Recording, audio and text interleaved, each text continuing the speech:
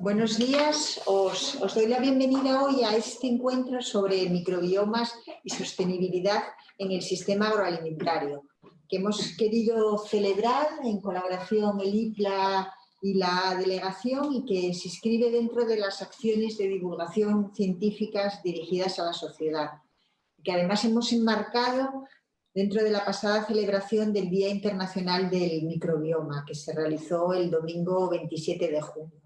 Como sabéis, ese día se celebra en todos los continentes y pone en valor el esfuerzo investigador que hacemos en este área científica y su implicación para el futuro del planeta. Os doy la bienvenida como delegada institucional del CSIC en Asturias y como investigadora también del IPLA. Hoy nos acompañan aquí en delegación Abelardo Margolles, que es profesor de investigación del Instituto de Productos Lácteos de Asturias y bueno, su trayectoria científica destaca por su labor en gestión, por las publicaciones, por las patentes, por los proyectos y por las notables contribuciones al conocimiento de los microorganismos relacionados con la alimentación y sus efectos sobre la salud humana, fundamentalmente en dos campos, el de los beneficios de los microorganismos probióticos y en particular de las bifidobacterias y el de las interacciones entre la microbiota intestinal y el hospedador. Muchas gracias, Abelardo. Y Abelardo es también pues el promotor de esta iniciativa y de esta jornada que hoy celebramos junto con Lorena y con Patricia. Os voy a presentar ahora al resto de los expertos que nos acompañan. Patricia Rúas Malledo es investigadora del IPLA, del grupo de Microhealth, como el doctor Abelardo Margolles, y su actividad investigadora se centra en el estudio y la aplicación de las bacterias lácticas y bifidobacterias como probióticos para consumo humano. En su etapa postdoctoral comenzó con el estudio de la funcionalidad tecnológica y biológica de exopolisacáridos de bacterias lácticas y bifidobacterias con potencial probiótico y tecnológico, convirtiéndose a día de hoy en una referencia mundial en este tema. Y actualmente se ha expandido su línea de investigación a la aplicación de probióticos, principalmente bifidobacteria, como productores de compuestos bioactivos de interés para mejorar la salud de poblaciones diana específicas. Muchas gracias, Patricia. Lorena Ruiz es bióloga e investigadora del IPLA, muy pronto esperamos científico titular, pendiente de toma de posesión a día de hoy. Y su línea de investigación se centra en diferentes aspectos relacionados con los microbiomas asociados al tracto gastrointestinal y a los sistemas alimentarios, con el objetivo de entender y explotar el papel de los microorganismos asociados a dichos ecosistemas y qué papel pueden desempeñar en el desarrollo de nuevos alimentos para promover nuestra salud. José Cobo es biólogo y está especializado en el uso y desarrollo de aplicaciones bioinformáticas para análisis de secuencias metagenómicas, con una base sólida en ecología y genética microbiana y con un creciente conocimiento de microbiología de los alimentos y ambientes de procesado de alimentos, así como de mecanismos de propagación de resistencia a antibióticos, y trabaja actualmente en la Universidad de León. Alejandro Belanche es veterinario y trabajaba hasta hoy en la Estación Experimental del CEIDIN en Granada y a partir de mañana en la Universidad de Zaragoza. Pero su principal línea de investigación, eso sí que va a continuar, se centra en el desarrollo de estrategias nutricionales para optimizar la función ruminal, competitividad y sostenibilidad en la producción de rumiantes. En cuanto a aspectos principales, el fomento de la eficiencia alimentaria y bioeconomía circular, el uso de aditivos para reducir las emisiones y nuevas alternativas a los antibióticos, la programación microbiana del rumen en edades tempranas y la transferencia de todos estos conocimientos al sector ganadero. David Yáñez es veterinario e investigador de la Estación Experimental del CEIDIN en Granada, desarrollando estudios de intervenciones nutricionales en edades tempranas de rumiantes para manipular la colonización microbiana del aparato digestivo con el objeto final de tener animales más eficientes. Y Javier Moreno es investigador en el Instituto de Investigación en Ciencias Alimentarias, el CIAL, del CSIC en Madrid, Pertenece al grupo de Química y Funcionalidad de Carbohidratos y Derivados. Forma parte como experto en el panel de organismos modificados genéticamente que realiza asesoramiento científico independiente sobre la regularidad, sobre la seguridad de alimentos y piensos, en la evaluación del riesgo medioambiental y la caracterización molecular de eventos introducidos tras la modificación genética de plantas, microorganismos y animales. Bueno, muchas gracias a todos por acompañarnos. Y yo creo que la primera pregunta, sin duda, que se impone hoy es que nos digáis, no sé si empezar por Abelardo, ¿qué es el microbioma? Yo puedo empezar, pero ellos luego, van a complementar, seguro. Sí, seguro que sí. A ver, el microbioma es un término relativamente nuevo. Yo creo que hasta principios de este siglo no se utilizaban estos términos de microbioma, microbiota, metagenoma y demás. El microbioma es básicamente el conjunto de microorganismos que puebla un ecosistema y su entorno, ¿no? No solamente los microorganismos y sus genes, sino también el tipo de metabolitos que producen, cómo interaccionan esos metabolitos con el ambiente y eso, no se ciñe únicamente a los microorganismos, ¿no? Sino es también lo que está alrededor. O sea, que hemos pasado, ¿no?, de estudiar los microorganismos, cada uno a lo mejor por separado, sí, ¿no?, a ampliar el zoom. Ampliar el zoom, todo eso sin ninguna duda, gracias al avance de las técnicas moleculares y más concretamente a las de secuenciación masiva. Pues por ahí yo creo que va mi siguiente pregunta. A ver, ¿qué señalaríais, José, Lorena, como los avances más significativos que han despertado o hecho posible este estudio del microbioma? Pues al final lo más importante ha sido el avance en temas de secuenciación masiva, lo que ha permitido realmente, como decía Abelardo, en vez de estudiar un microorganismo en concreto, estudiar el conjunto. Y aparte de eso ha permitido también estudiar microorganismos que no se pueden cultivar a priori, lo cual ha descubierto como un nuevo mundo dentro del estudio del microbioma.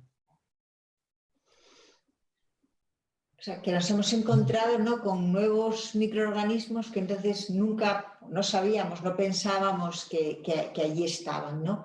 Sí, perdón, de hecho en el microbioma intestinal de vacas, por ejemplo, del rumen, prácticamente el 50% de lo que existe no se conocía hasta hace poco.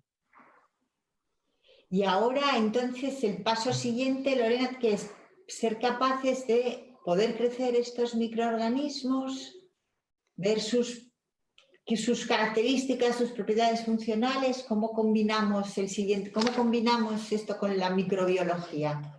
Sí, yo creo que va por ahí la línea de investigación, los siguientes pasos a dar. Como comentaba José, el tema de la secuenciación nos ha abierto una ventana al mundo que desconocíamos y nos hemos dado cuenta que realmente lo que sabíamos de los microbiomas era más que nada la puntita del iceberg, ¿vale? Apenas podíamos ver unos pocos microorganismos que eran los que podíamos cultivar en el laboratorio, los que teníamos más manejados y más estudiados.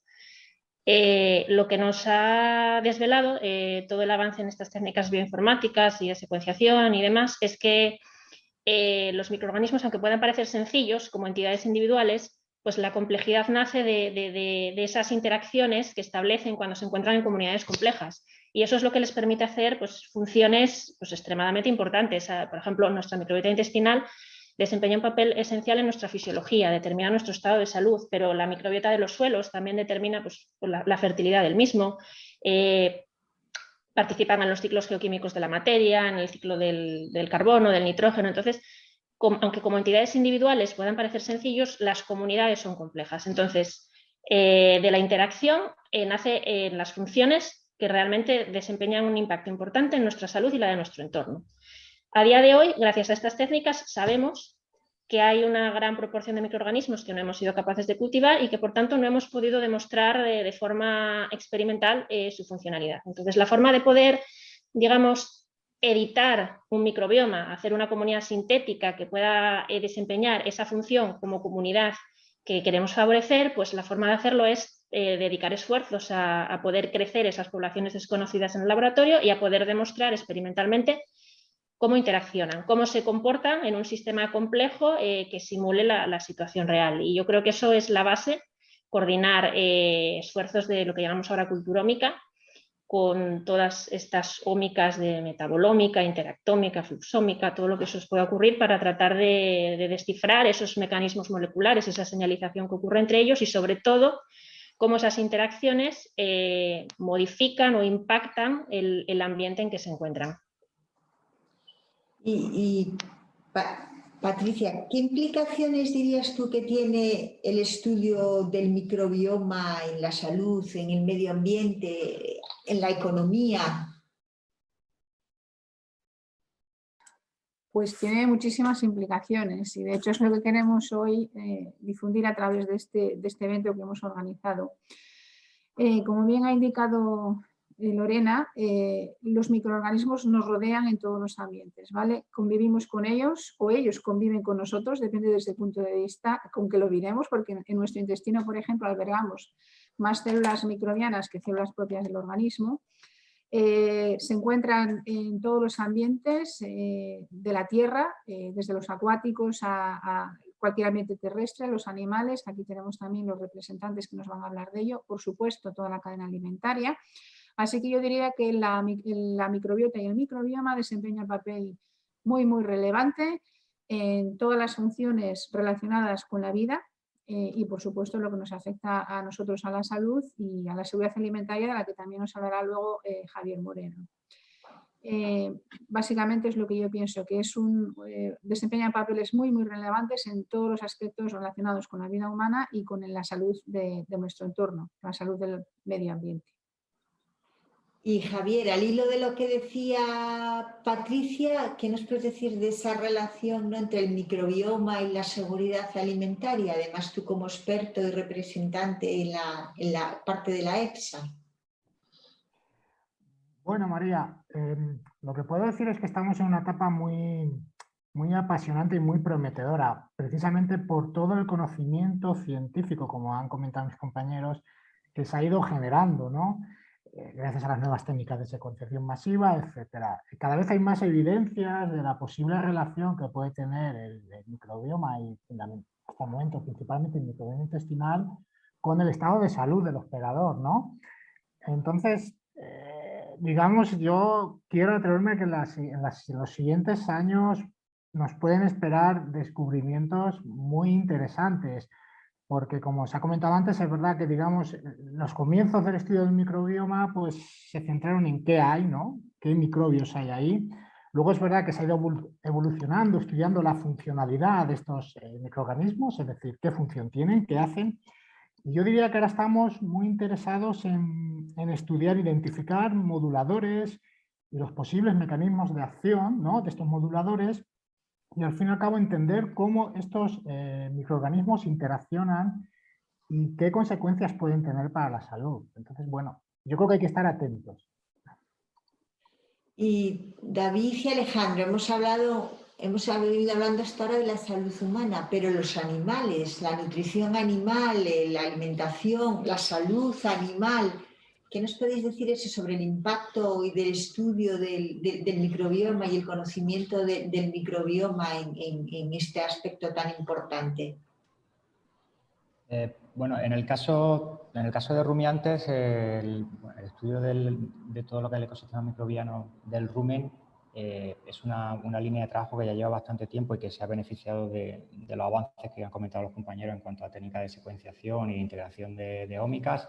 En el caso de rumiantes, en particular, hay una particularidad, y es que el ecosistema microbiano del rumen es el que alimenta al animal. Entonces, la interacción de ese microbioma con el animal es esencial para la propia nutrición del animal, aparte de cuestiones que ya sabemos también que están relacionadas con la salud e incluso, como podemos después ver posteriormente en alguna de las presentaciones, en relación al impacto ambiental de la ganadería, con lo cual el papel es muy importante en muchos elementos. El principal es la nutrición, la eficiencia alimenticia del animal y después otras cuestiones también relacionadas con la salud que pueden estar determinadas por cambios en la alimentación y después el impacto ambiental que tiene esa propia actividad fermentativa que hay en el rumen y que ahora pues también está despertando bastante interés.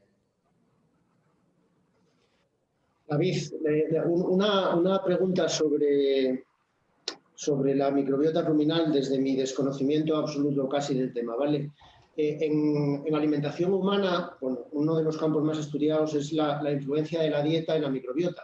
Entiendo que en los rumiantes también el tipo de dieta que tengan esos rumiantes condiciona mucho la población microbiana que tienen en el rumen y sus funciones, ¿no? Es decir, probablemente lo que puedan pastar los rumiantes aquí cuando están sueltos en los pastos de Asturias sea muy diferente a lo que puedan pastar en Andalucía o en otras regiones más secas. Sí, así es. El factor determinante de la composición y de la actividad del microbioma ruminal es la dieta, porque ese es el sustrato del que se alimentan. Y bueno, ya hay bastantes estudios hechos a nivel internacional comparando la composición y actividad del microbioma de distintas especies de rumiantes, y el factor que determina las diferencias en parte es la especie, pero más que la especie es la dieta del animal, porque eso va a determinar qué microorganismos son los que pueden aprovechar ese tipo de sustratos y a la postre ser los dominantes en el ecosistema. Yo al hilo también, yo como ave, también desconocedora de la microbiota ruminal, tengo otra curiosidad. El tracto gastrointestinal, ¿no? Está muy descrito esa evolución desde el nacimiento hasta la vejez, ¿no? Como a lo largo de la vida esas poblaciones cambian. ¿En el rumen de los animales ocurre también lo mismo? ¿Hay esa evolución en las poblaciones microbianas y hay una, digamos, microbiota cuando son también lactantes y luego cuando van envejeciendo? Sí, esa pregunta, si te parece, Alejandro, la contestas tú, sí, que es tu parte de la presentación y así. Sí, de hecho, presentaré unas diapositivas a ese respecto. Sí, decir que los animales, los rumiantes, al igual que las personas, cuando nacen prácticamente tienen el tracto digestivo estéril y que poco a poco se va colonizando por la microbiota. Pues bien, esa transmisión de microorganismos se realiza de forma natural cuando el animal recién nacido está en contacto con animales adultos. Pero hay una peculiaridad, y es que los animales de actitud lechera, pues la madre y los hijos se separan inmediatamente nada más nacer, porque hay que ordeñar a la madre para utilizar esa leche para consumo humano. Mientras que los recién nacidos son alimentados con lactancia artificial y no tienen contacto con animales adultos. Y ahí puede aparecer un problema, que se produce un retraso en la colonización del tracto digestivo. Por lo tanto, una de nuestras líneas de investigación es intentar acelerar ese desarrollo microbiológico del tracto digestivo para que así los animales sufran menos patologías y sufran menos el estrés post-destete.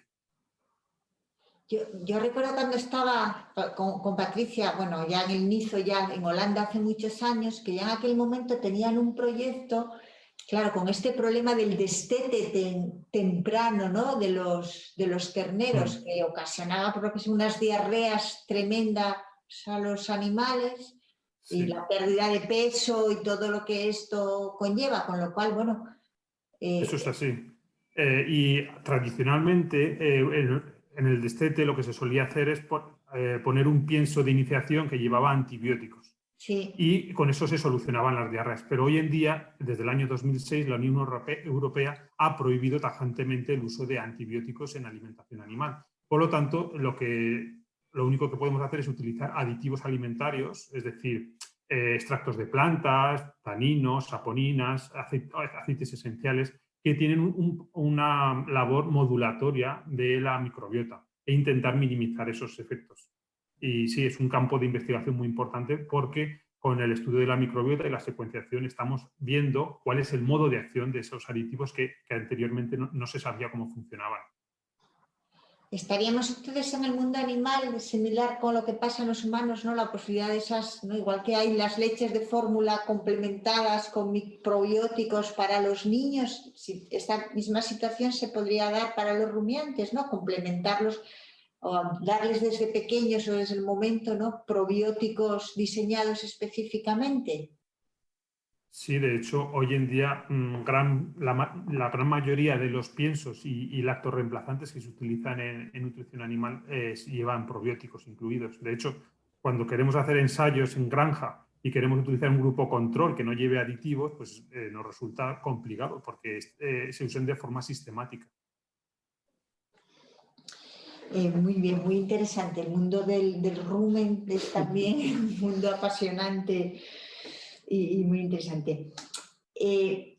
Y al hilo de lo que decías antes, el tratamiento de los antibióticos en el mundo animal también ha sido, ¿no?, un problema durante los últimos años. Yo creo que no, ahí han cambiado mucho las estrategias, ¿no?, de tratamiento de los animales. El estudio, ¿qué puede aportar, ¿no?, en relación a esto, el estudio del microbioma, ¿no? ¿Puede ser una solución a algunos de los problemas que han surgido a lo mejor por la necesidad de tener que retirar los antibióticos? A ver, es cierto que una de las áreas de trabajo que más interés tiene a nivel del estudio de la microbiota digestiva, y entre ellas el rumen, es el efecto de la sustitución del empleo de antibióticos por otras sustancias alternativas que puedan restablecer el equilibrio que ya existe de manera natural en esos ecosistemas sin que eso conlleve perjuicio económico para los productores. Y ahí hay una línea de trabajo muy interesante en relación a cómo gestionar el manejo, el empleo de aditivos alternativos, entre ellos los probióticos, pero también otro tipo de sustancias prebióticas, para mantener la funcionalidad lo mejor posible sin que el sector se vea perjudicado, porque la retirada de antibióticos sin duda es una buena noticia por cuestiones de salud humana, pero sí en algunos casos algunos sistemas de producción los ha puesto en situaciones de dificultades económicas porque baja los rendimientos y sin duda también el rendimiento económico. Así que el estudio del microbioma en cuanto a la sustitución de antibióticos y al empleo de sustancias alternativas o manejo alternativo que permita tener una producción animal sostenible y saludable es sin duda uno de los ejes fundamentales.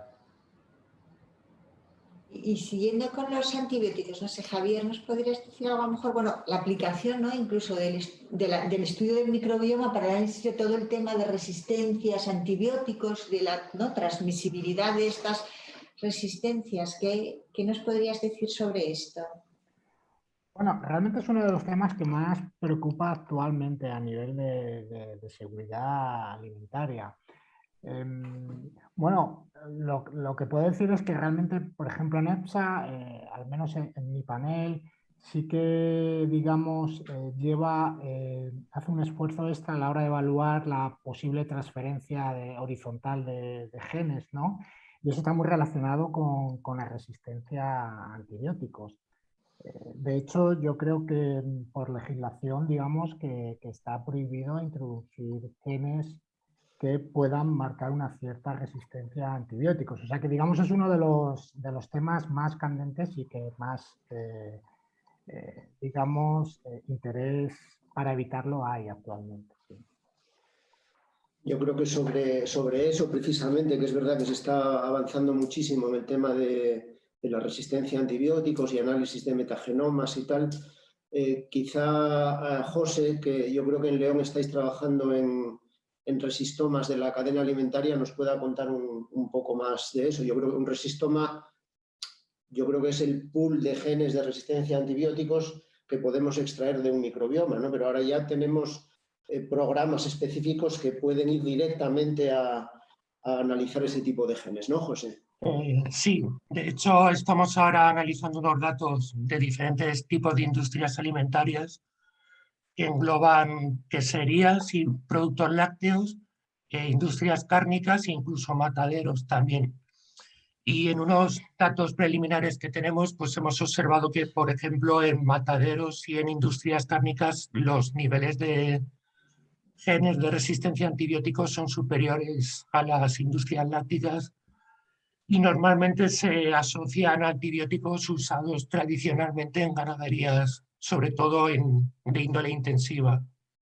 Que tenemos por ahí otra línea de trabajo colaborando con otro grupo que es comparando granjas de porcino intensiva y extensiva. Y se ve que en las granjas intensivas también hay un mayor número de genes de resistencia a antibióticos en estos microbiomas. Con lo cual, ¿no? Las posibilidades que el análisis de los microbiomas nos ofrecen son realmente enormes, ¿no? Porque es eso, es nutrición, es seguridad alimentaria, es diseño, ¿no? De estrategias específicas de salud y yo creo que es algo más que me gustaría que nos comentara Patricia, es también, ¿no? Sostenibilidad y revalorización de sus productos, ¿verdad? Sí, desde luego. Estamos hablando aquí de la utilización del análisis de los microorganismos a través de sus genes, de los microbiomas, pero los microorganismos ya los venimos utilizando desde hace mucho tiempo y si me permites voy a compartir una presentación que tenía de carácter divulgativo para que los que nos siguen o los que nos puedan ver luego a través de YouTube puedan centrarse un poco. Voy a compartir mi pantalla, ¿de acuerdo? Vale. ¿La estáis viendo? Todavía no, pero... A ver, un momentín. Los problemas técnicos del directo, si pasáis a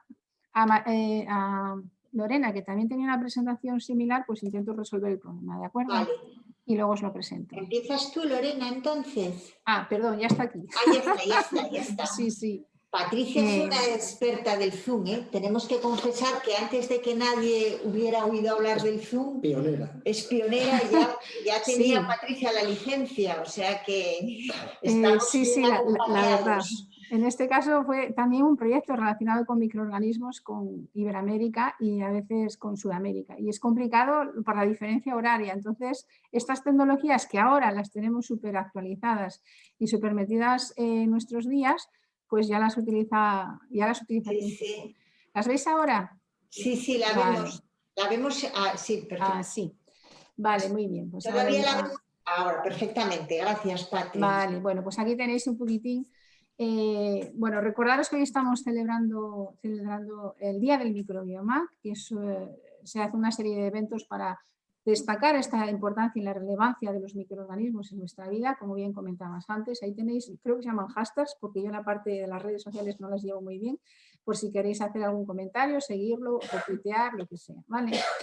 Entonces, lo que al hilo de lo que me preguntabas, María, nosotros ya venimos utilizando los microorganismos antes de tener un conocimiento de este vasto mundo que nos rodea y del que no éramos conscientes, lo veníamos utilizando de forma empírica. Y ya hay referencias desde muy antiguo de que ocurrían lo que se conocía como fermentaciones espontáneas. Por ejemplo, la leche, bajo ciertas condiciones de almacenamiento, se convertía en un yogur o una leche fermentada o en un queso cuando empezó la tecnología. Lo mismo ocurre con el vino. Aquí, por ejemplo, veis ya que en tumbas de pirámides egipcias, pues se veía una forma, el proceso que se realiza para obtener vino a partir de la uva. ¿Vale? Lo mismo, estas son tablas sumerias relacionadas con la cerveza. Con lo cual, los microorganismos ya nos vienen acompañando desde hace muchísimo tiempo y de alguna manera, aunque de forma empírica o espontánea, estábamos ya viendo el beneficio que podría suponer que estos microorganismos nos ayudaran a transformar las materias primas para conservarlas. Un salto cualitativo es en el siglo XIX cuando Louis Pasteur ya demuestra, además en relación con la producción de la cerveza, qué son los microorganismos los que se encargan de esas transformaciones. Y ahí hablamos ya de los procesos de fermentación, que básicamente son dos grandes tipos. La fermentación láctica, en la cual intervienen básicamente bacterias, en las que a partir de los azúcares y las materias primas se produce ácido láctico.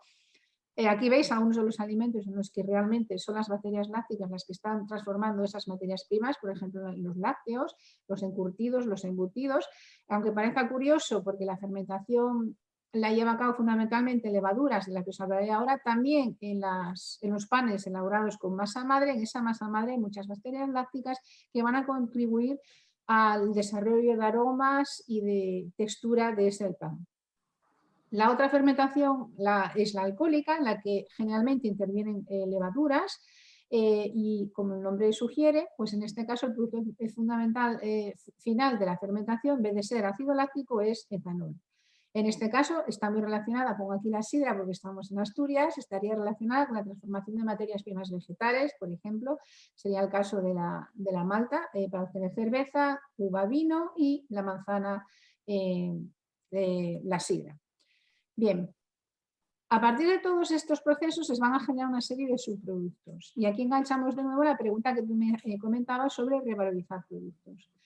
Bien, sabemos que podemos controlar los procesos de fermentación y el conocimiento de los microbiomas actualmente nos ha permitido avanzar mucho para poder utilizar ese conocimiento en la revalorización de subproductos generados en toda la industria alimentaria para mantener el ecosistema y el sistema de producción sostenible al que tenemos que tener en un futuro para poder mantener la población mundial, ¿de acuerdo?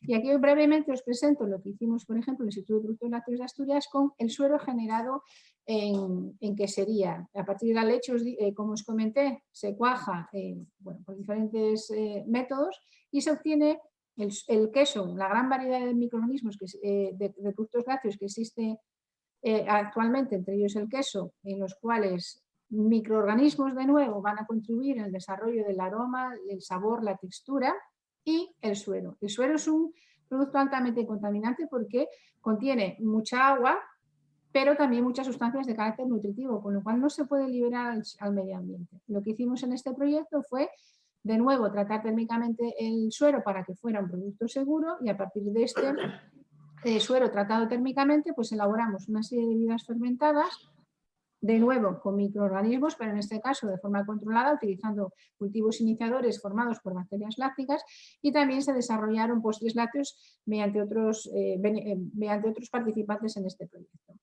Lo que os quiero resaltar aquí es que a partir de un residuo o un subproducto de una industria alimentaria, mediante la aplicación de microorganismos y con el conocimiento que genera esa comunidad microbiana que puede vivir en un ecosistema, en este caso sería el ambiente lácteo, se pueden generar nuevas oportunidades para, en este caso, pequeñas queserías que no tienen un sistema fácil o rentable para para eliminar este suero o transformarlo en un producto seguro.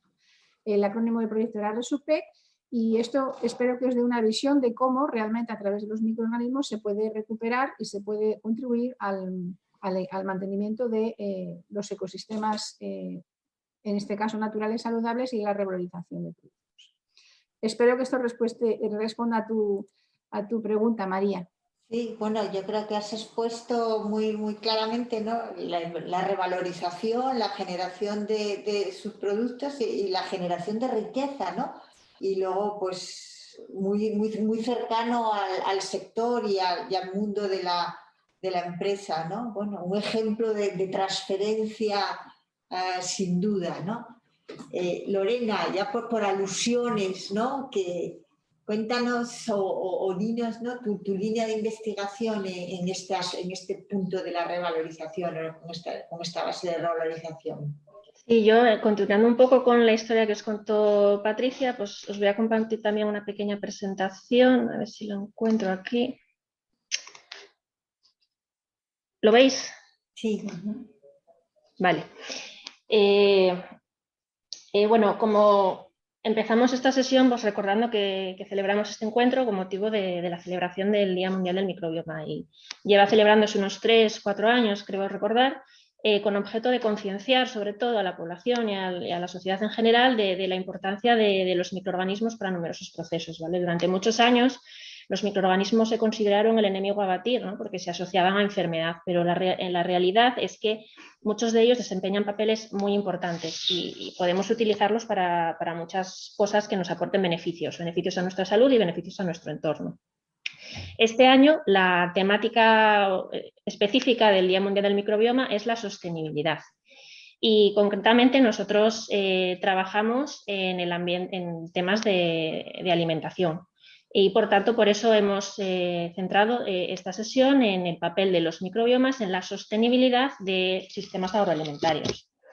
Bueno, había puesto aquí una pequeña introducción, pero todo esto ya lo hemos hablado, ¿no? La importancia de los microorganismos cuando se encuentran en comunidades, en los numerosos ambientes que se encuentran y la enorme diversidad de funciones que pueden desempeñar en cada uno de estos ambientes. Esto incluye a la cadena agroalimentaria, ¿vale? Encontramos microbiomas asociados a los diferentes compartimentos de la cadena agroalimentaria, desde la producción primaria a nivel de agricultura, ganadería, pasando por el proceso de producción hasta su llegada al consumidor. Actualmente nuestro sistema agroalimentario, pues, bueno, se encuentra en un proceso de evolución o de transición porque hay determinadas demandas de la sociedad y de nuestra forma de vida que imponen cambios, ¿no? Estas demandas son debidas pues, al aumento de la población, que va a llevar a que haya un aumento importante en la demanda de producción de ciertos alimentos en las próximas décadas. También cada vez existe una mayor preocupación de la sociedad por la relación entre la nutrición y la salud. Cada vez hay una mayor demanda de mercado de productos alimenticios que, además de aportarnos nutrición, pues que puedan aportarnos algunos beneficios adicionales, ¿no? Que sean capaces de promover nuestra microbiota intestinal, de mejorar nuestra salud o de prevenir la aparición de determinadas enfermedades. Por eso también existe una demanda creciente de herramientas de nutrición personalizada. Por supuesto, no nos podemos olvidar, este año el tema del microbioma es la sostenibilidad. Y ahora mismo la sostenibilidad se refiere a todo. O sea, es necesario lograr en el sistema agroalimentario sistemas de producción más eficientes que permitan aumentar la producción de alimentos para poder alimentar a esta población en crecimiento, pero también que sean más sostenibles para minimizar el impacto que estos sistemas de producción tienen sobre nuestro entorno y sobre nuestro medio ambiente. Y en este sentido, pues diferentes microbiomas asociados a la cadena agroalimentaria, tanto a los alimentos como después el microbioma intestinal, como os voy a comentar, pues pueden utilizarse para revalorizar sus productos agroalimentarios. Como os decía, bueno, el proceso del sistema agroalimentario pues no sigue una cadena lineal, que es la que os presentaba aquí. Bueno, podría seguirla, pero la tendencia es a que esta cadena lineal se convierta en un sistema de producción circular, de forma que los subproductos o los residuos que se van generando en cada etapa del proceso puedan volver a reintroducirse en el sistema mediante estrategias de revalorización. Estrategias que nos permitan volver a transformarlos en nuevas fuentes de alimentos, pero también en otros bienes o servicios, ¿no? Pues, por ejemplo, para la producción de biofertilizantes, biocombustibles, nuevos materiales, etc. Y en todos estos procesos, casi siempre hay implicación de microorganismos. Por tanto, el estudio de diversos microbiomas puede ayudarnos a alcanzar estos objetivos de revalorización de sus productos agroalimentarios. ¿De qué manera o qué tipos de microorganismos podemos estudiar para lograr este objetivo? Pues yo diría que fundamentalmente dos tipos de microbiomas. Por una parte, podemos estudiar los microbiomas asociados a los alimentos o a las materias primas, porque estos pueden ser una fuente de microorganismos que nos ayuden a fermentar esos subproductos para transformarlos en nuevos alimentos. Nos acaba de presentar Patricia un ejemplo muy claro de esta aplicación con la fermentación del suero lácteo. Esto es muy interesante porque podemos conseguir nuevas fuentes de alimentos, pero también el proceso de fermentación de un alimento generalmente transforma la materia prima en otra en la que mejora la bioaccesibilidad de algunos ingredientes y además seleccionando de forma adecuada los consorcios de microorganismos que utilizamos para fermentarlos, pues podemos también generar, por ejemplo, alimentos biofortificados, enriquecidos en algunos nutrientes o en algunos ingredientes con valor adicional para el consumidor. Un ejemplo, por ejemplo, en el que de algo en lo que también estamos trabajando es buscar microorganismos susceptibles de ser incorporados a alimentos y que tengan capacidad de sintetizar algunas vitaminas que son esenciales. Entonces, de esa manera podemos generar alimentos biofortificados. Pero el estudio del microbioma intestinal humano también nos puede dar oportunidades para revalorizar sus productos agroalimentarios de forma dirigida. ¿De qué manera? Bueno, pues porque podemos estudiar estos subproductos como posibles fuentes de ingredientes capaces de modular beneficiosamente nuestra microbiota intestinal y, por tanto, de ingredientes susceptibles de ser incorporados en nuevos alimentos funcionales.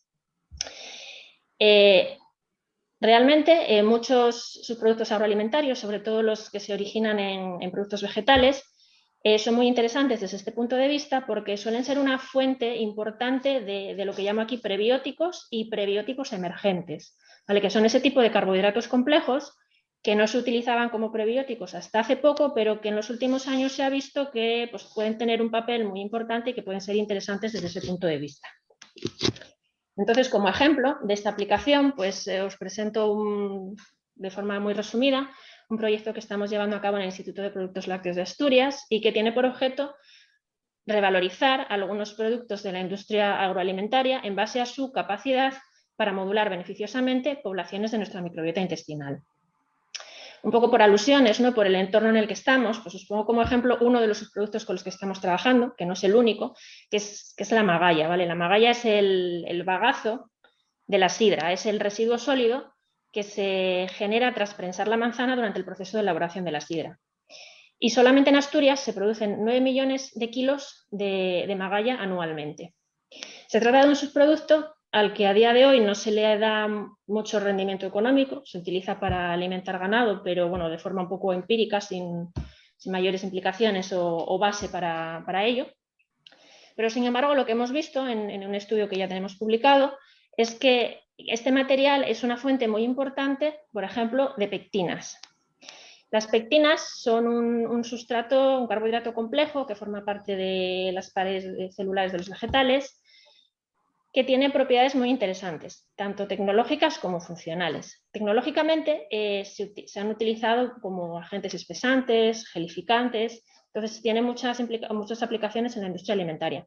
Pero además las pectinas son fuentes de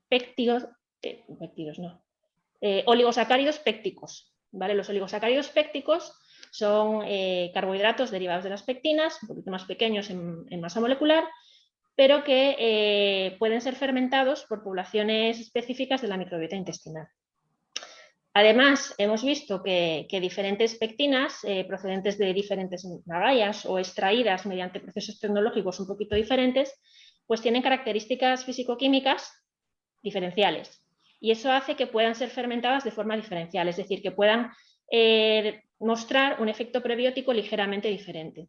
Entonces, ahora mismo pues, lo que estamos estudiando es cómo diferentes tipos de pectinas o de oligosacáridos pécticos obtenidos a partir de este sustrato pueden modular beneficiosamente la microbiota intestinal y qué implicaciones podría tener esto en la salud humana. Y bueno, el objetivo final es utilizar este subproducto como una fuente de nuevos ingredientes funcionales para desarrollar alimentos que puedan promover la salud a través de la modulación de nuestro microbioma intestinal.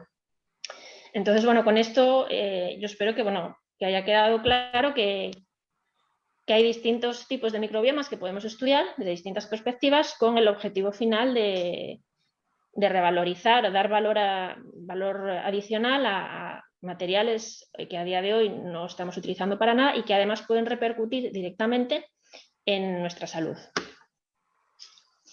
Sí, bueno, muchas gracias, Lorena. Bueno, se ve un ejemplo claro además, ¿no?, de cómo el conocimiento, ¿no?, cómo el conocimiento nos puede llevar también a un diseño racional y a una aplicación racional de muchos compuestos. Alejandro, si te parece, nos presentas tú las líneas en las que estás trabajando. Bueno, si no te importa que empiece David, porque Vale, lo hemos perfecto. preparado la presentación en ese orden. Vale, Sí. vale, pues muy bien, que empiece Si os David. parece, empiezo yo, sí, y después ya continúa Alejandro, porque la tenemos pensada de esa manera. Vamos a ver si puedo compartir la pantalla.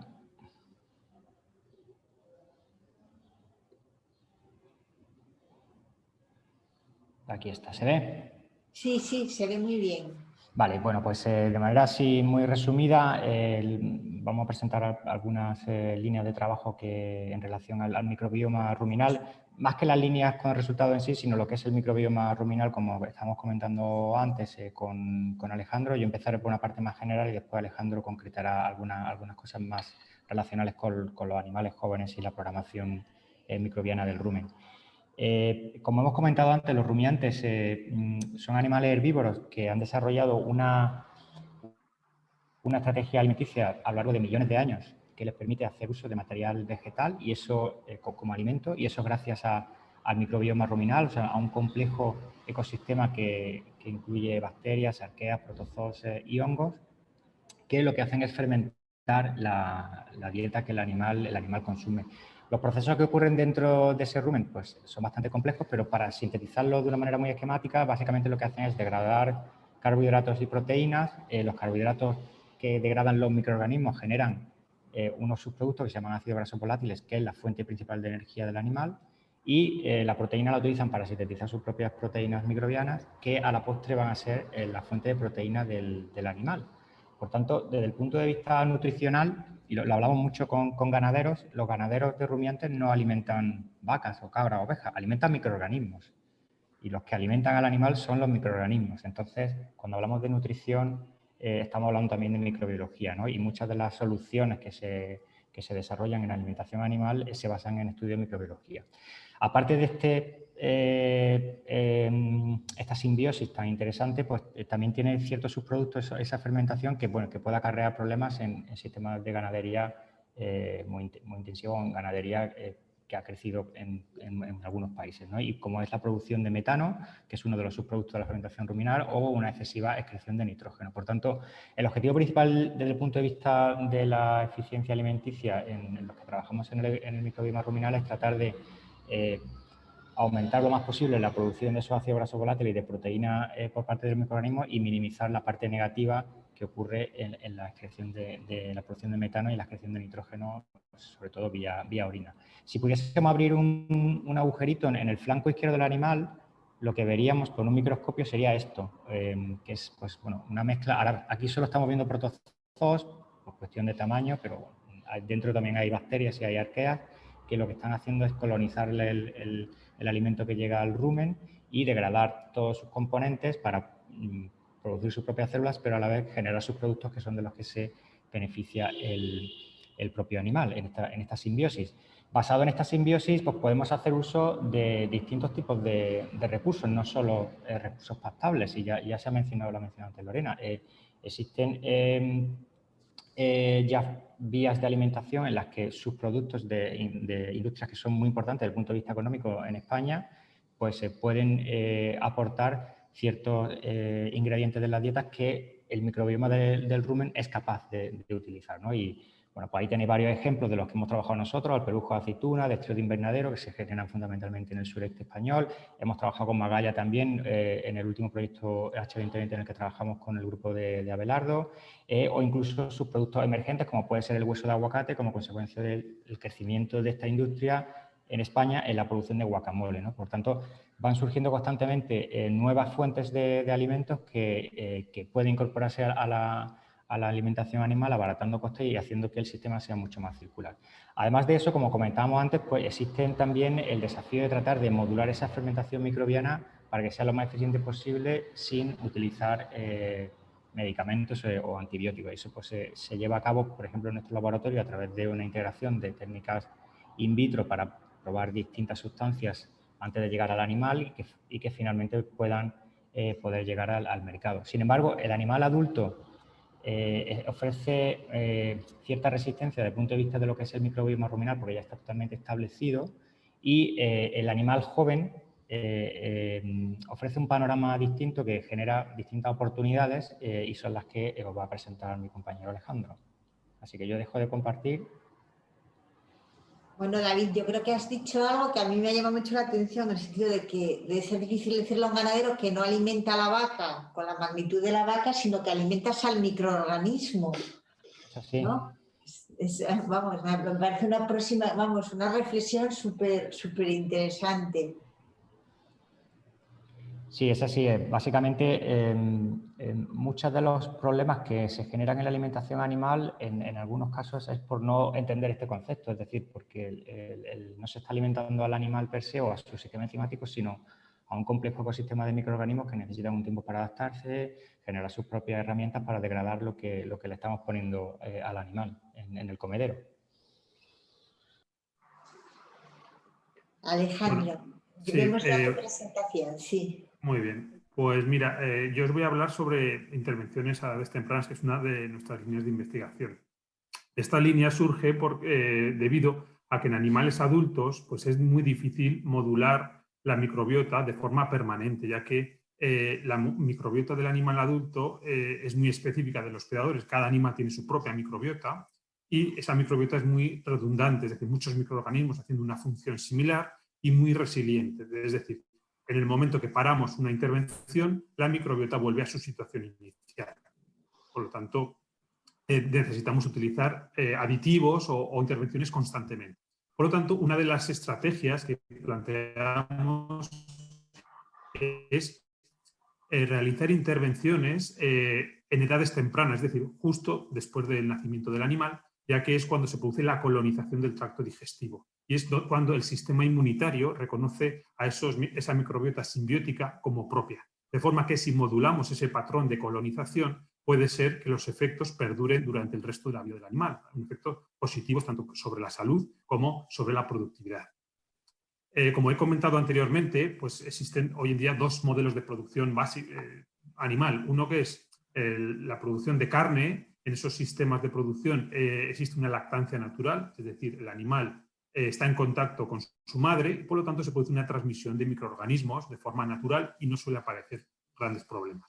Los problemas suelen aparecer más en animales de actitud lechera, que es los que se separan de la madre nada más nacer y se crían en un ambiente libre o sin presencia de animales adultos. En esos casos se puede comprometer el proceso de colonización microbiana, sobre todo de algunos grupos microbianos que son estrictamente anaerobios, como pueden ser los protozoos. Y eso hace que los animales pues, aparezcan problemas de diarreas, aparezcan problemas en el destete y aparezcan una serie de problemáticas. También se ha visto que los animales que nacen por cesárea pues también tienen un retraso en el proceso de colonización microbiano y es necesario, por lo tanto, tener un poco más cuidado e intentar ayudarles en la medida de lo posible a que se desarrollen lo más satisfactoriamente posible. Como hemos mencionado anteriormente, esto se solía solucionar utilizando antibióticos, pero ya está prohibido completamente y hoy en día los ganaderos pues, utilizan habitualmente pues, aditivos nutricionales, que son sustancias normalmente naturales, normalmente extractos de plantas y que tienen una función moduladora. Como veis en esta tabla, pues hay una gran variedad de aditivos, como por ejemplo los aceites esenciales, los taninos, que lo que hacen es asociarse a proteínas y protegerlas para evitar que sean degradadas, las saponinas, que tienen un efecto antiprotozoario, si bien es cierto que es un poco transitorio. Luego también se puede utilizar probióticos, el más utilizado es la levadura, tanto para mejorar la función ruminal como también cierto efecto a nivel intestinal, aunque para el intestino existen otros microorganismos más específicos como son los lactobacilos o los enterococos. Otras estrategias que se han utilizado, por ejemplo, para reducir las emisiones de metano son los lípidos, los compuestos de síntesis, por ejemplo, es el 3-NOP, que es un compuesto que lo que hace es tiene un efecto antimetanogénico, ya que inhibe la actividad de las arqueas metanogénicas, que son las que en el rumen producen la fermentación. Pues aquí no puedo entrar en detalle para describir todo esto por falta de tiempo, pero sí que quiero mencionar algunos de las estrategias nutricionales que hemos utilizado en el marco del programa Máster. ¿Qué estrategias existen, por ejemplo, que funcionan bien en animales jóvenes para ayudarles a desarrollar su tracto digestivo? Por ejemplo, la suplementación con butiratos sódicos ha demostrado que favorece el desarrollo del epitelio intestinal. La disponibilidad de varios tipos de alimentos, no solo concentrados, sino también forraje de buena calidad, también se ha observado que hace que el animal comience a ingerir alimento sólido antes. Aquí, en esta figura vemos que un ensayo que hicimos recientemente con corderos segureños y vemos en la izquierda un rumen normal, que es un rumen que le habíamos suplementado con levadura. Sin embargo, a la derecha veis un rumen muy negro y eso es animales que han sido cebados con dietas altas en concentrado y que no recibían suplementación con levadura. Por lo tanto, los animales sufrían acidosis y existía un cierto proceso de queratosis ruminal.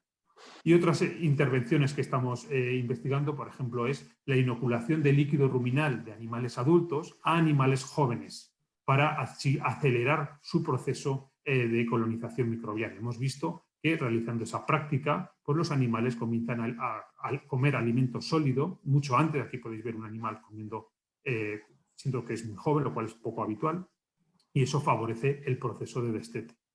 Y últimamente, en el proyecto Máster, lo que hemos hecho es ver cómo la presencia de animales adultos, que no sean sus madres, acompañando a animales con lactancia artificial, pues favorece también, por un lado, el aprendizaje, ya que los animales jóvenes ven a los animales adultos cómo es su comportamiento alimenticio y aprenden a comer, y también se produce una transmisión de la microbiota, a pesar de que no sean sus progenitores. Por lo tanto, es una estrategia que se podría implementar a nivel de explotación y que podría favorecer el manejo y evitar problemas en el destete. Y simplemente estos son los puntos que quería tratar. Bueno, muy interesante, ¿no? Y cosas, la presencia de animales adultos, bueno, se ve que tiene ahí un impacto muy importante. Oye, yo tengo una curiosidad, un poco por comparación sino, bueno, salvando las diferencias, ¿no? En los niños siempre, ¿no? Es el momento en el que se incorpora la alimentación sólida parece que tiene importancia, ¿no? En el desarrollo posterior de la microbiota. Por lo que has comentado, en los rumiantes también tiene un efecto importante, ¿no? En qué momento de su vida se incorpora la alimentación sólida. Sí, y es más, resulta que la leche artificial es muy cara en producción animal, ya que prácticamente la composición química y la forma de elaborar la leche artificial es la misma para humanos que para alimentación animal. Por lo tanto, es un coste muy elevado. Lo que hacen los ganaderos es intentar reducir en la medida lo posible ese coste haciendo un destete precoz. Por lo tanto, es muy importante introducir la alimentación sólida lo antes posible, pero que esos alimentos sólidos sean palatables, que sean apetecibles y que el animal empiece a ingerirlos lo antes posible para acelerar el desarrollo fisiológico del tracto digestivo. Muchas gracias, muy interesante. Javier, ¿te parece? ¿Compartes con nosotros tus líneas de investigación y aquí en lo que estás trabajando? Exacto, vale. A ver, voy a compartir pantalla.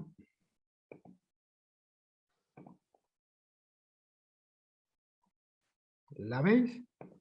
Todavía no, pero parece que sí, ya la vemos. Gracias. Ok. Vale. Nada, gracias María. He preparado unas diapositivas. El objetivo principal de estas diapositivas es dar unas pinceladas muy breves sobre un proyecto que acaba de iniciar su andadura, ya que la reunión de lanzamiento tuvo lugar el mes pasado, a mediados de mayo.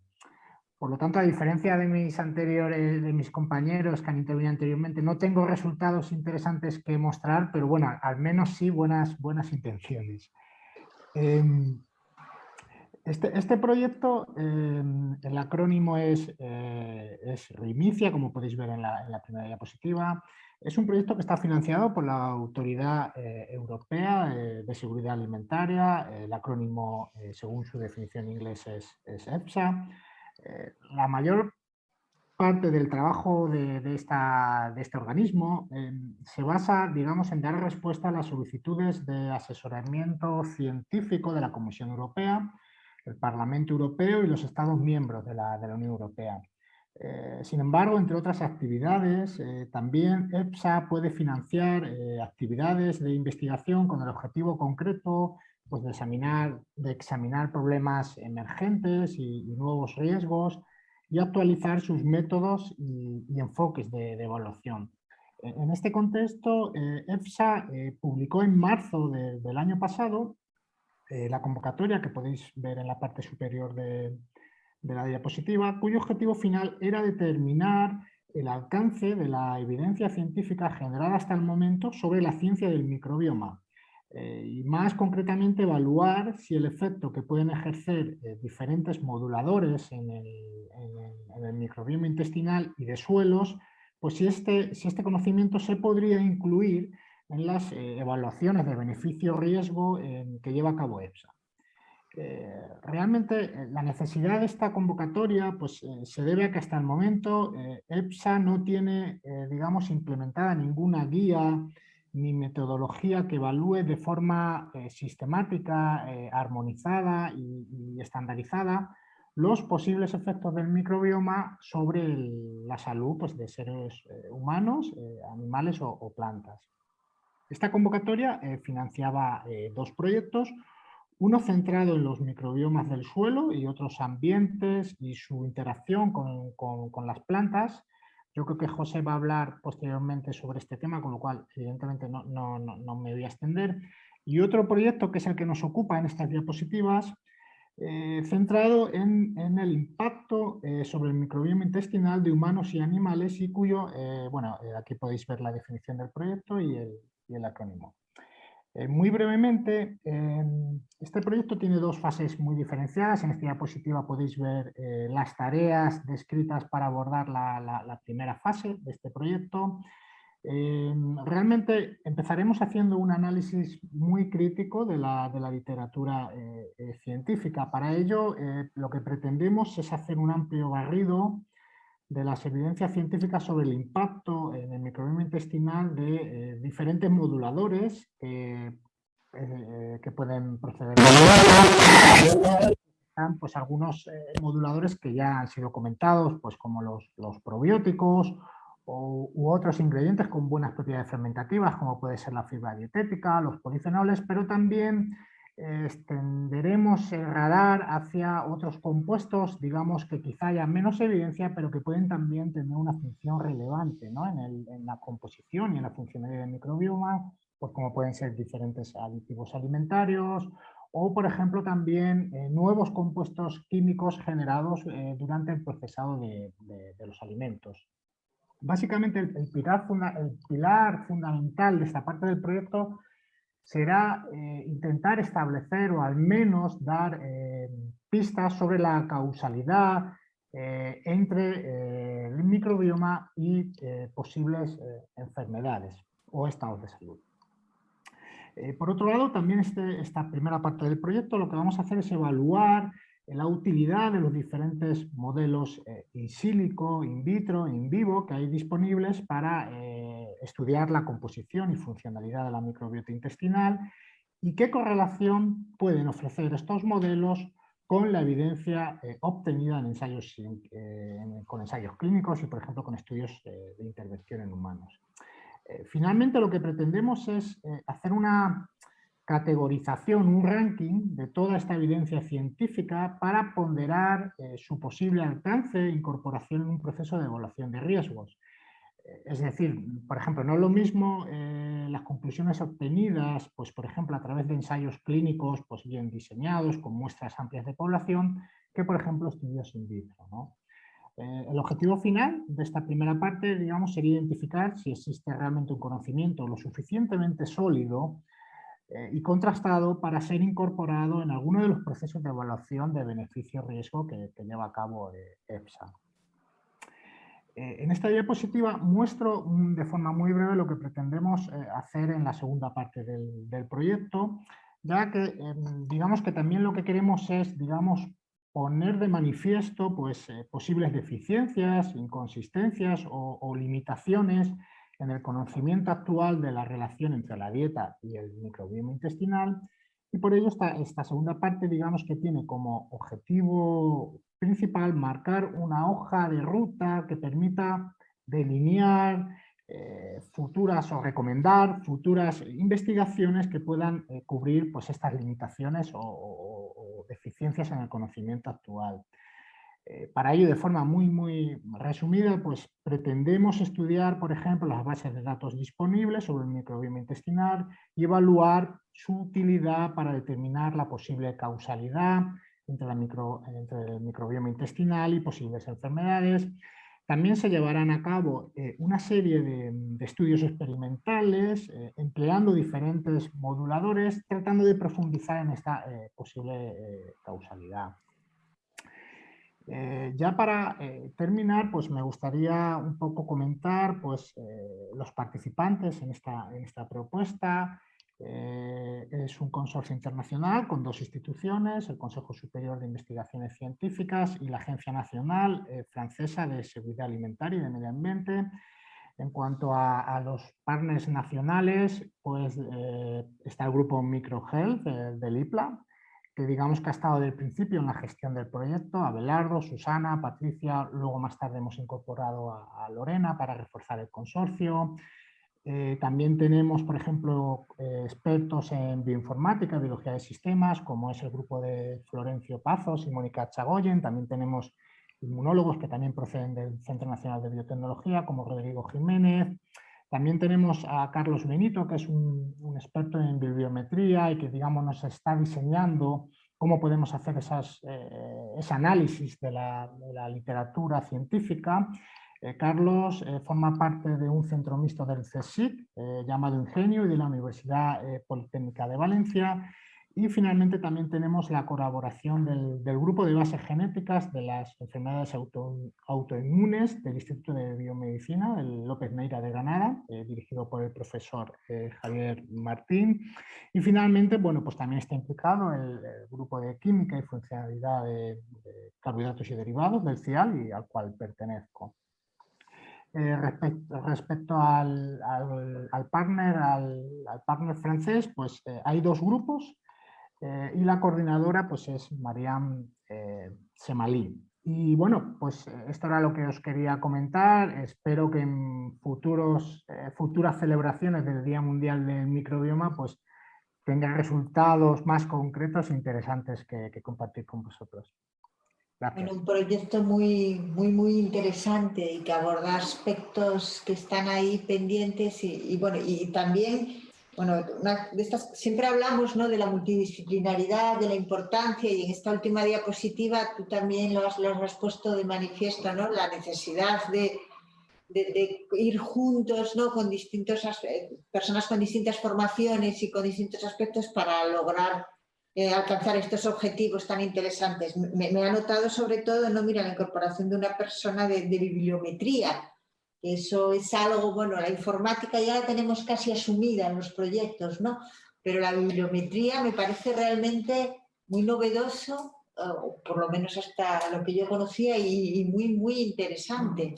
Pero yo creo que es importante además también que la EFSA se haya dado cuenta de que es muy necesario poner un poco de orden en todo el conocimiento y la evidencia científica que se está generando en torno al tema de la microbiota.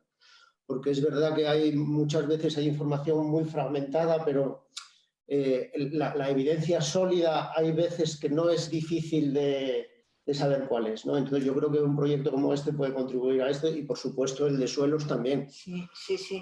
Bueno, lo que decías de ir a las bases de datos, bucear en esas bases de datos debe de ser, vamos, tremendo, ¿no? Y vamos, impresionante, porque debe de ser difícil, ¿no?, cómo están los datos incluidos, la armonización de toda esa información debe de ser compleja. Bueno, muy interesante. Enhorabuena por el proyecto. Gracias, bueno, María. José, tú, o sea, que la experiencia en informática que tú tienes y tu conocimiento sin duda es algo de lo más demandado, ¿no?, últimamente, y sería necesario en los proyectos. Así que cuéntanos, por favor, un poco tus líneas de investigación. Vale, voy a compartir pantalla. Supongo que se ve ahora, ¿no? A ver. Sí. Ahora la vemos todavía no la vemos todavía en modo presentación, pero ya vemos la pantalla. A ver si me acuerdo cómo es modo presentación. Siempre me pasa lo mismo. Yo a veces lo tengo abajo, pero ahora no lo veo, la verdad, tampoco. Ahora se ve. Ahora, sí, perfectamente, gracias. Vale, pues yo voy a hablar un poco sobre microbiomas de suelos y de otros ambientes, siendo estos otros ambientes de industrias alimentarias principalmente. Solo por introducir un poco el proyecto máster del cual han hablado David, Alejandro, y del cual también Abelardo sabe mucho, pues es un proyecto a nivel europeo que engloba 30 grupos de investigación y empresas que pertenecen a 15 países dentro de la Unión Europea, y creo que alguno fuera de esta Unión Europea, y principalmente quiere centrarse en el estudio de microbiomas a través de toda la cadena alimentaria, incluyendo pues pescados, plantas de cultivo y suelos de cultivo, animales, productos alimentarios, las propias industrias de procesado de alimentos y el trato intestinal humano. Y aparte del estudio de microbiomas, también se está centrando en desarrollar tecnologías asociadas a estos productos de alimentación, como han comentado, el uso de magalla para alimentar ganado, y también el desarrollo de pues, base de datos y de protocolos de análisis de datos, de tomas de muestras y en general pues englobar todos los aspectos para realizar futuros estudios similares a este. En el caso de la Universidad de León nos hemos centrado en el análisis de microbiomas de industrias alimentarias y alimentos. También estamos colaborando en el desarrollo de pipelines bioinformáticos y en el uso de consorcios bacterianos para la mejora de productos alimentarios. Actualmente yo ya no trabajo en microbiomas de suelo, pero realicé una estancia postdoctoral en Francia y a modo de ejemplo de qué aplicaciones puede tener el estudio de microbiomas de suelo, os presento unos resultados de mi trabajo allí. Uno de los problemas que hay no solo en Francia, sino en muchos países de Europa es que hay un hongo patógeno que se llama Fusarium, que infecta tanto maíz como cereales, creando unas pérdidas en la producción de estos cultivos e incluso repercute en los animales porque animales que ingieren estos productos infectados pues también están ingiriendo micotoxinas producidas por este hongo y acaban padeciendo ciertas patologías, ¿vale? Donde estuve trabajando en Francia, que era la Bretaña francesa, es habitual dejar los restos de maíz de un cultivo depositados en los campos de cultivo para aportar materia orgánica al siguiente cultivo, que normalmente rotan entre maíz y trigo.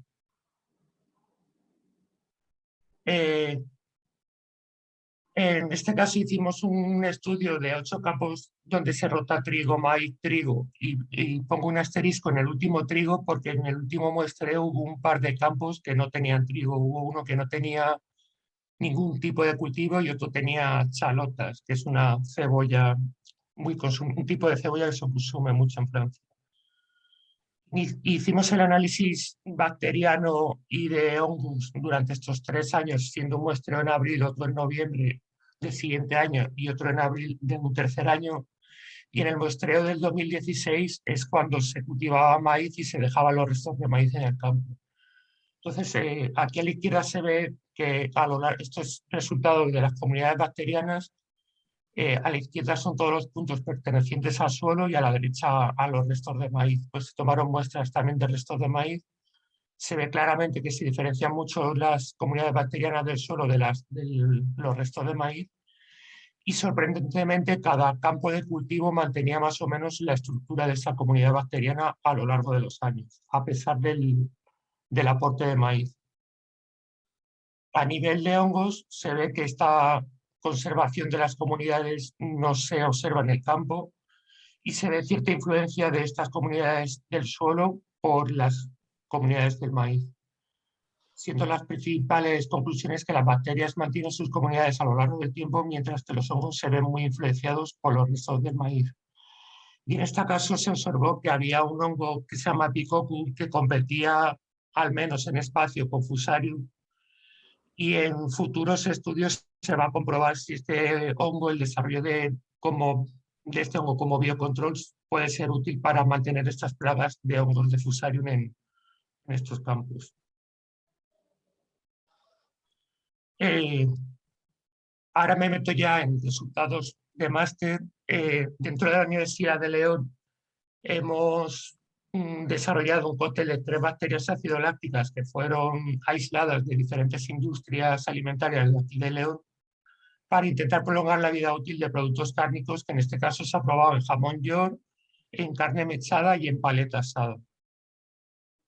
Y después de realizar diferentes tipos de tratamientos, pues hicimos un estudio de las comunidades bacterianas y aquí en este gráfico se puede ver todas las columnas de la izquierda están dominadas por 3 géneros que son realmente pertenecientes a las bacterias ácido-lácticas que se añadieron en estas muestras, mientras que a la derecha, cuando no se añaden estas bacterias, pues proliferan otros géneros bacterianos que pueden deteriorar el producto estudiado.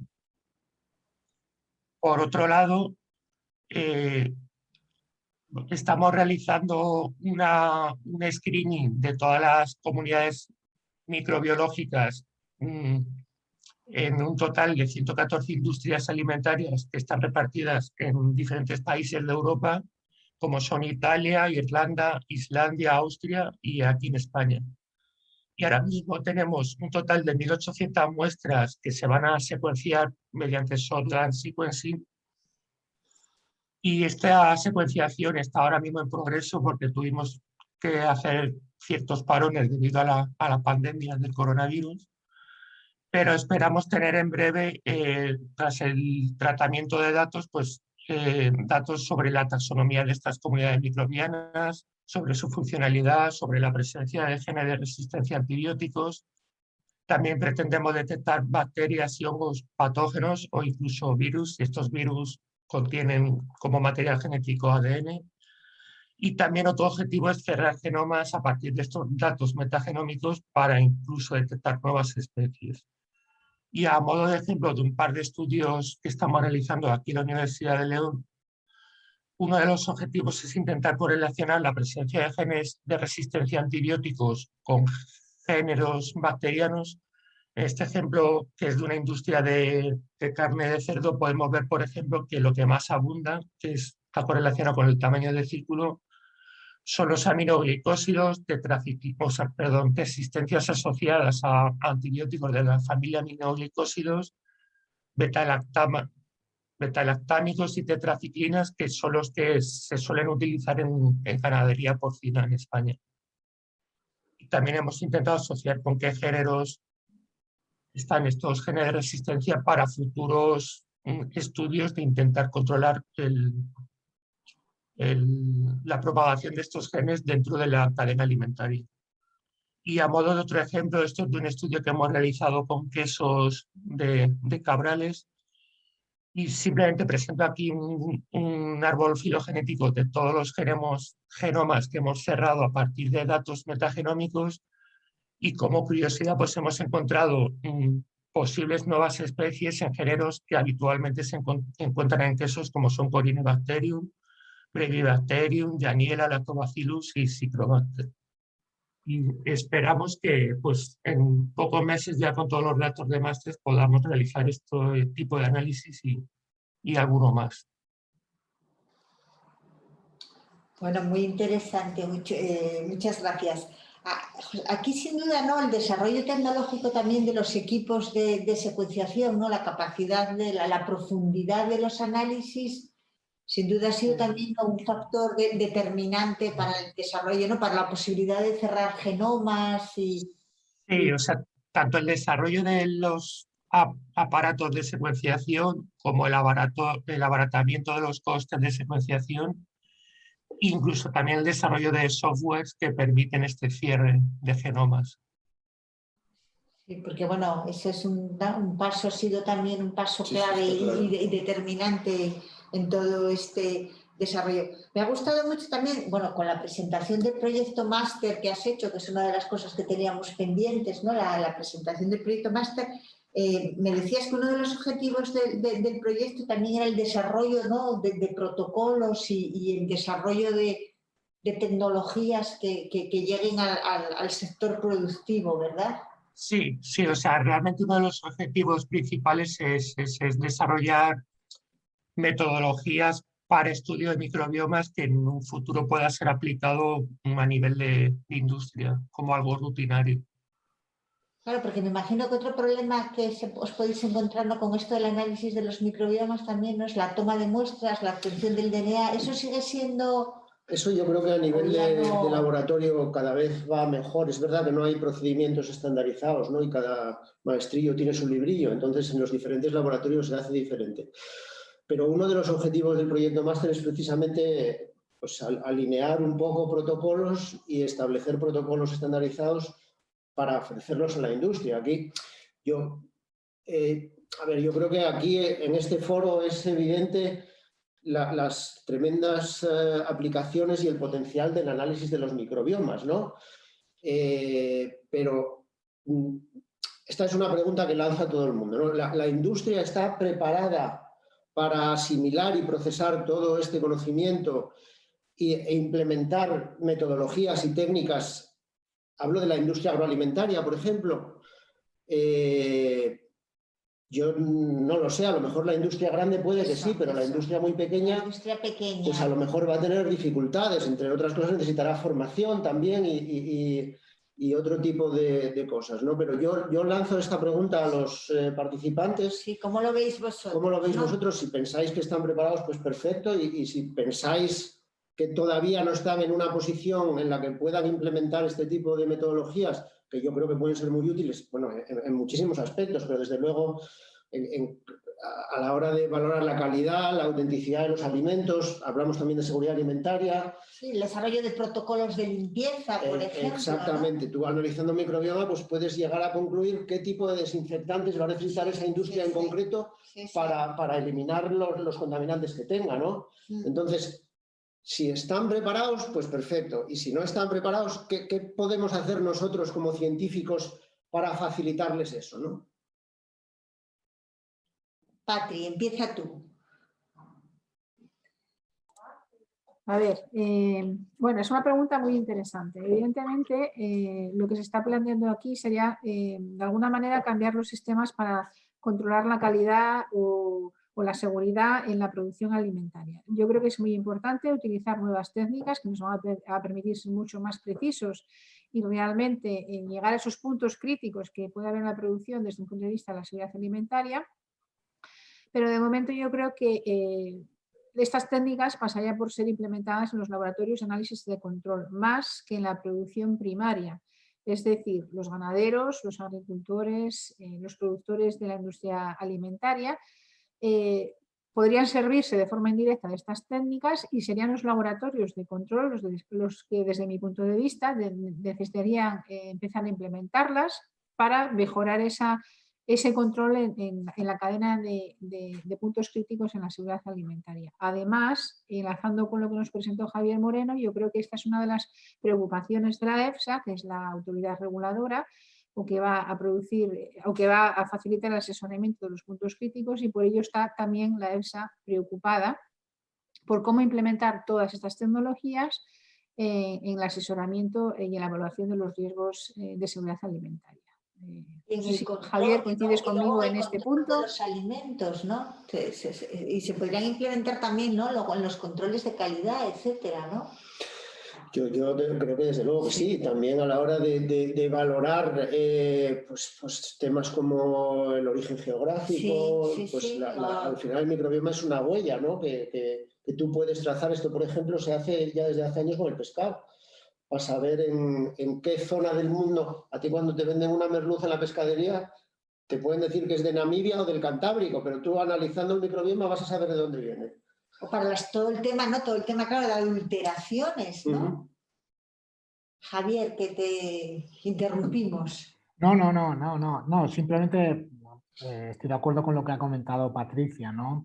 Y también un poco uniendo con lo que ha comentado Abelardo al principio, yo creo que efectivamente, no creo que en este momento, pues quizá la pequeña y mediana empresa esté en disposición de implementar toda esta tecnología, pero esta implementación irá en consonancia con el valor de toda la información que estamos obteniendo de la ciencia del microbioma.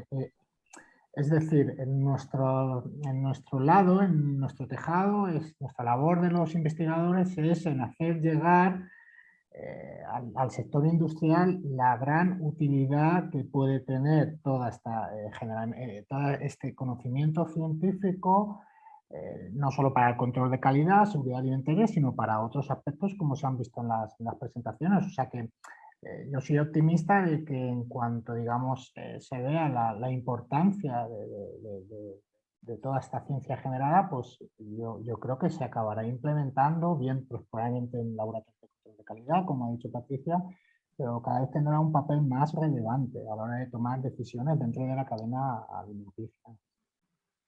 Y Lorena, ¿y tú ves también posibilidades, ¿no?, de nuevas empresas, ¿no?, también que puedan surgir del fruto de todo este conocimiento que se está generando? Bueno, Alejandro presentaba, ¿no?, en esa diapositiva todas esas alternativas que había, ¿no?, para el tratamiento de los animales, y se ve que, bueno, hay muchas posibilidades. ¿Ves también posibilidades, ¿no?, que esto ofrezca al sector productivo y al sector como motor económico, ¿no? Y a la economía rural. A la economía rural, ¿no? Como fuente de que puedan aparecer nuevas empresas.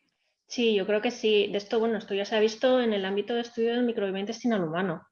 Como decía Abelardo al principio de esta sesión, el término microbioma es algo que no se empezó a manejar hasta hace un par de décadas. Sin embargo, ahora el número de empresas que centran su actividad en el estudio y el desarrollo de aplicaciones basadas en el microbioma intestinal humano es cada vez mayor. Entonces, sí que estoy de acuerdo en lo que comentaban Javier y Patricia, que probablemente yo tengo dudas de que estos protocolos de secuenciación, estandarización en toma de muestras y control rutinario de microbiomas en la cadena alimentaria, es difícil que pueda implementarse, sobre todo en pequeñas y medianas empresas. Las grandes probablemente no tengan problemas y probablemente se unan al carro. Pero en pequeña y mediana empresa lo veo difícil. Sí que esto se puede implementar a nivel de agencias de control, pero no podemos olvidar también que el pequeño y mediano productor sí que puede beneficiarse de las aplicaciones derivadas del estudio del microbioma que podemos estar generando, que se van a generar en los próximos años. No podemos olvidar que esto no se trata solo de secuenciar por ver qué hay ahí, sino también pues, de generar pues, nuevas herramientas de biocontrol, nuevos desinfectantes que sean pues, más sostenibles, que sean más específicos, que sean más eficientes contra los microorganismos que queremos eliminar y que no se carguen a otro tipo de microorganismos que estén en el ambiente. Entonces, en ese sentido, sí que creo que hay mucha opción de desarrollo de nuevas ideas de negocio basadas en la comercialización de productos generados con toda la base del conocimiento que estamos teniendo en el microbioma de distintos compartimentos de la cadena alimentaria y que sí, esos sí que puedan llegar a beneficiar a igual pequeños y medianos productores. Muchas gracias. Alejandro, José, ¿vosotros cómo lo veis? Sí, bueno, en el caso de nutrición animal, decir que la gran mayoría de los aditivos que están comercializados hoy en día, salvo alguna levadura y algún probiótico, la gran mayoría no se comercializan como aditivos zootécnicos, sino que se comercializan como saborizantes. Y eso se debe a que no se conoce bien su modo de acción. Y de ahí que sea muy importante analizar la microbiota y cuál es el impacto, cómo funcionan, para que así las empresas puedan realmente patentarlos, por ejemplo, para un aditivo para reducir.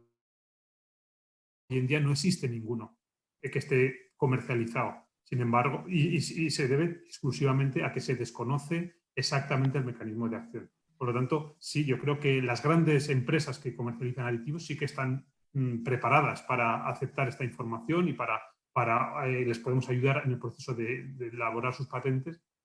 Y, por otro lado, en el caso de los pequeños, los agricultores y ganaderos, ahí sí que podemos decir que no están preparados para asumir esta información y se la tenemos que procesar. Por eso es muy importante lo que es la transferencia de conocimientos y la extrapolación y la explicación de cómo utilizar cada una de estas estrategias nutricionales. Pues yo apoyo lo que dicen el resto de ponentes, que al final la mediana pequeña empresa es complicado por los costes, tanto económicos y de personal. Al final tienes que tener a alguien encargado de este tipo de análisis, por decirlo así. Y yo supongo que en un futuro se aplicará sobre todo a controles de calidad de alimentos. Lo que pasa que hay que combinarlo con alguna otra técnica, porque al final estos estudios de metagenomas son semi-cuantitativos. O sea, tú no sabes realmente el número de bacterias que tienes en el alimento. Es que eso es algo que muchas veces la gente no tiene en cuenta y en tema de alimentación es importante. No sé si opináis lo mismo o no. Sí, yo creo que claro, esto te da una visión de un mapa de microorganismos que están presentes muy completa, pero tiene que acompañarse de alguna técnica cuantitativa, está claro. Sí, a ese respecto ahora mismo, bueno, con la secuenciación de los genomas, del material genético de los microorganismos tenemos mucha información, pero estamos volviendo, como dijo antes Lorena, a volver a intentar cultivar esos microorganismos. Pues esas serían técnicas no dependientes de cultivo aún, que sí que pueden complementar toda la información que se está generando con el análisis del material genético de estos microbiomas. Yo creo que sigue siendo importante en diversos aspectos porque, por ejemplo, si quieres aplicar conocimiento generado de los microbiomas de un consorcio microbiano para poder, por ejemplo, modificar o revalorizar un residuo, siempre tienes que utilizar técnicas complementarias, como en este caso dependientes de cultivo, para poder realmente contribuir a esa sostenibilidad desde el análisis de los microbiomas, que era el objetivo de esta reunión de hoy. Bueno, sin duda los microbiomas, ¿no?, irán siempre unidos, el microbioma irá siempre unido, ¿no?, de la microbiología que nosotros denominamos clásica, ¿no? ¿Verdad, Patricia? Nos vas a tener que necesitar, pero habrá que eso, pero nos aportarán cómo diseñar ese medio de cultivo, ¿no? O qué condiciones o qué tenemos que añadir para poder crecerlos, ¿no? Sí, eso que se viene a llamar ahora culturómica. Exactamente. Es el término a utilizar. Y sobre todo la importancia de los consorcios, ¿no? El concepto consorcio también yo creo que es un cambio también, ¿no?, que tenemos que incorporar. Hay mucho que estudiar. Hay mucho que estudiar, Bueno, yo creo que hemos llegado a la hora, ¿no?, a las 11:30. Bueno, sí. Quiero agradeceros muchísimo vuestra presencia, que nos habéis acompañado en esta jornada tan interesante del microbioma. Quedamos emplazados ya para el año que viene, ¿verdad? Esto es ya el inicio de una nueva trayectoria. O sea que, bueno, vosotros os veréis antes en el marco del proyecto máster y de otros muchos proyectos que tenéis en conjunto, pero bueno, yo creo que esto ya podemos instaurar el Día del Microbioma en delegaciones de SIC en Asturias, junto con el IPLA y con todos vosotros. Pues nada más. Muchísimas gracias, Ale. Te dejo que digas tú. Pues nada, felicitar a los ponentes por esta discusión enriquecedora que tuvimos sobre las aplicaciones del microbioma en el sistema agroalimentario y la propuesta de María de dar continuidad a esto en años futuros, fenomenal.